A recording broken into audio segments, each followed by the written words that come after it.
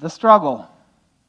This morning we start a brand new sermon series going through an amazing book in the Bible, Paul's letter to the Ephesians, which is a powerful, powerful book.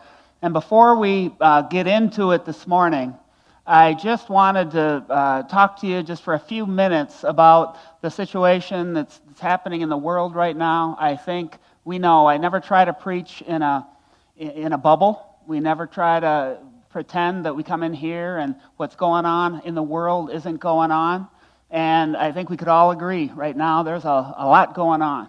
And as I begin to talk about it, I just want to start with the fact that I want to let you know I'm coming from a place of humility. This isn't a formal statement from Rise MKE.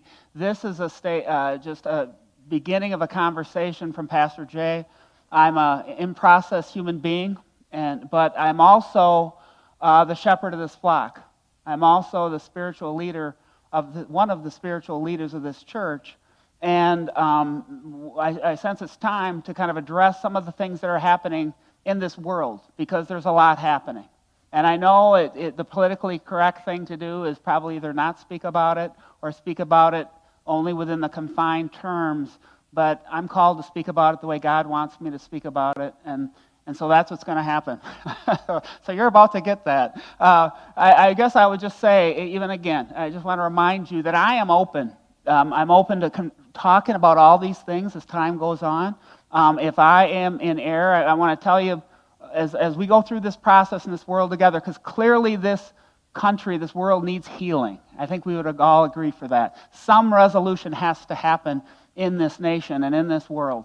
And I think there's some multiple facets that I'm going to talk about this morning before I get started even with preaching.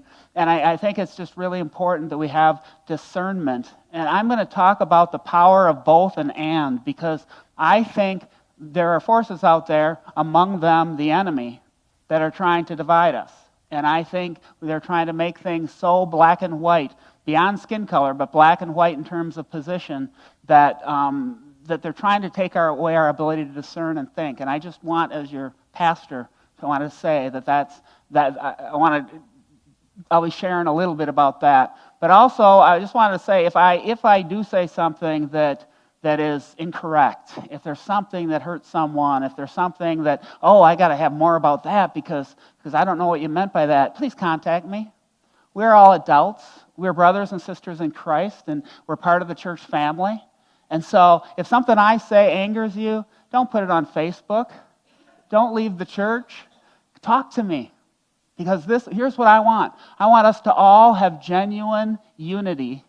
And I think that requires conversation. I think that requires coming together, sharing thoughts with both parties able to speak and where we're at. The struggle, of course, is a phrase that's also used in culture today. I got to get my Face ID going. There it goes. It's just amazing. I kind of like that, how it sees my face and responds. I heard other people have that too, but it's cool. So the struggle. The struggle in culture, according to the Urban Dictionary, refers to the difficulty and danger that is faced every day by those of lower socioeconomic class living in areas such as housing projects and ghettos. And I guess what I just want to say a couple things first is that if you've politicized all that's going on in your heart, at some point in the next few minutes, I might upset you, no matter which side you politicized it on, because I really feel like there is a challenge in this for all of us. And I guess what I was going to say about, we're kind of in a culture of apology right now. If I say something that I find out later isn't true, if I say something that I feel like was over the top and undone on a future Sunday, if I say something today or a future day, I will come back here and I will ask for forgiveness for that. But I can't be worried about making a mistake to keep me from speaking. So please keep that in mind. I will apologize. Here's what I will not apologize for. I will not apologize for the truth. And I will not apologize for something I didn't do. So those are two things I won't apologize for, but I will apologize for anything I do that's offensive or wrong, or if it's pointed out. Like I say, I'm open to a conversation here. But in the struggle, as we look at the definition of culture of struggle, I think it's important to acknowledge that that's real. I think it's important for us to acknowledge there are people who have felt oppressed, been oppressed, and maybe they're feeling like they've never had a voice. Maybe they're feeling like there have been situations that I've been faced because of my skin color. I have not had opportunities that they've had to overcome.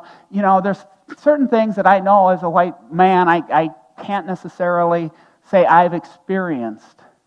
And it's possible right now that all that's going on, from the death of George Floyd to the riots to the constant public conversation, that might have torn off some scabs, or maybe some people are just freer to express it than they've been.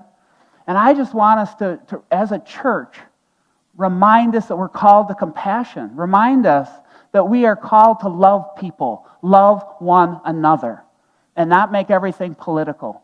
Because like I mentioned earlier, I'm going to talk about both and one of the both are that I just think we're called to care for and love the oppressed. We're called to care for and love those who are hurting. And I think it's so important that we're able to acknowledge there are hurting people who have been, I hate to use the word victims because I don't like that word, but certainly have been the victim of racism. And I think that's just a reality.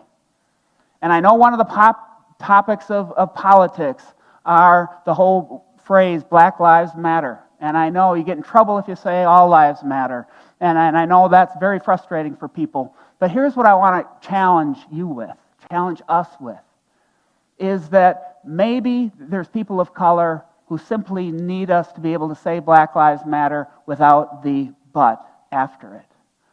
And what came to my mind as I was thinking about this process is that if I had someone in front of me, maybe it was a woman who was battered at home, and maybe she said, I've been battered, I've been oppressed, I've been pushed down, and I have not felt like I matter. I need to know that I matter because it sure felt in my experience like I haven't. Would I callously say to her, everybody matters? Or would I look her in the eye and say, you matter. You matter. Everybody that is created by God matters. You matter. And maybe what our brothers and sisters of color need is for us to be able to say Black Lives Matter just for that moment, without the but, without the qualifier, so that we can say to them, person to person, heart to heart, you matter. Because every person does matter under God. And if that's what people need for healing, we ought to be not so afraid to say it because we're afraid of the other things that go along with that. Just a thought. Maybe we'd be open to saying that to brothers and sisters. And I think that we have to recognize that that's just real. That pain is real. And if we can have compassion, ask God. And I would challenge us all to look in our heart and make sure we're allowing Him to work in this time, to soften our hearts and care about people. I have brothers, African American brothers, who I literally, people that I love as brothers. And it kills me to think of them being in that kind of pain. And therefore, it's not hard for me to think of anybody being in that kind of pain is so wrong. And I just want to be able to say, let's come alongside. And I want to say to anyone, I guess out there, or anybody who has experienced racism, if you've experienced that, my heart breaks for you on that. And I stand with you against it because it's wrong. Racism is wrong, period. And that's where the and comes in. Because I think the truth is my discernment as I see what's going on in this culture is there's more going on than simply the offense of racism. I believe there are people who don't care about black people or white people who are taking actions in our streets that don't serve any of our purposes. They serve to divide and they serve anarchy. And I think the truth is that's just happening. And I guess, sometimes in my sermon I like to talk to different groups of people. Like I'll talk to, if you've not put your faith in Jesus Christ, then I'll talk. Or I'll say, for those of you who are Christians, I'll speak to you. I guess I would say if you're a person of color, and that wound is there and you feel like this is your moment to speak and try to reach out, that's awesome. I think we want to take advantage of this moment and really try to make a difference and move the ball forward to stop racism. But if you're a person of color and that's the moment you're in, please understand, violence in the street is getting you nowhere. I promise you, it's getting you nowhere. And I believe there's people that are inciting this that are not looking for your best interest or anyone's best interest. Because I believe the violence in the street is happening through people with a political, not a racial reconciliation agenda, a political agenda. I believe they want anarchy, and I think they want us to hate each other. That's what I think they want. Because you think about this, and maybe you're a person of color watching this, and you're thinking, no, I'm right there. I'm angry. We need to move this forward. Understand, if you do damage in the street, and 1,000 people that have a bit of racism in their heart watch that and notice it and know about it, you're going to have 1,000 people that still have racism in their heart that might even have taken a step back further from being able to be healed from that and joining you and being an ally of yours. But if you'll talk to us, if we can talk to one another, if we can open dialogue and express at a heart level what we're really feeling so we can help and understand each other, then maybe we can heal. And to the anarchists, I doubt anybody will be watching who's an anarchist. I'm pretty sure we don't have any here, but you anarchists who are tuning in right now, I'll never stand with you. This is still the greatest country in the United States of America. We have healing to do, but we have the freedom to worship an awesome God, and this is the greatest country in the world. And I think it's time we stop being afraid to say that to people, because the world needs to hear the truth. And it can be both and. I can be deeply offended and hurt and have compassion for people who suffered racism and still say, no, that is wrong. And I'm going to go out on a limb one more time. You know, usually when I do this, I go one step further than I probably should. But it's the truth, so I'm going to say it. The both and thing. We can both believe in our hearts and want with all of our heart for everyone to embrace the truth that Black Lives Matter, and for all of us to heal and move forward as one, and still not politically align ourselves with a group that names themselves Black Lives Matter. Because here's the truth. Again, just saying the truth. The leaders of Black Lives Matter have stated publicly that they are trained Marxists. That's what they do. I don't know if you knew that or not. They're trained Marxists. Marxism wants anarchy. That's what they want. So it's far beyond. So again, people of color, if you wonder why we might have a hard time just saying the phrase without the but, that's why. Because there's a hidden agenda behind that whole group and what they are doing. Do Black Lives Matter? Absolutely. But just because a group of people who want anarchy put that on their face doesn't mean we ought to support that or them. And so I'm just telling you like it is. Again, I told you I'd probably get in trouble with all this, but I promise to tell the truth. I promise to apologize if I am pointed out wrong. I want to operate with humility, and I hope we all move forward in this journey with humility. But I'm not going to apologize for telling the truth, because it's a real world out there, and we need to know what's really going on. And that, to the best of my discernment, is what's really going on. And we are told, face. That's so cool. Here's the cool thing. Above and beyond all of what I just said, we have an amazing God to point to. We need to look higher for our solutions, and that's to our amazing God.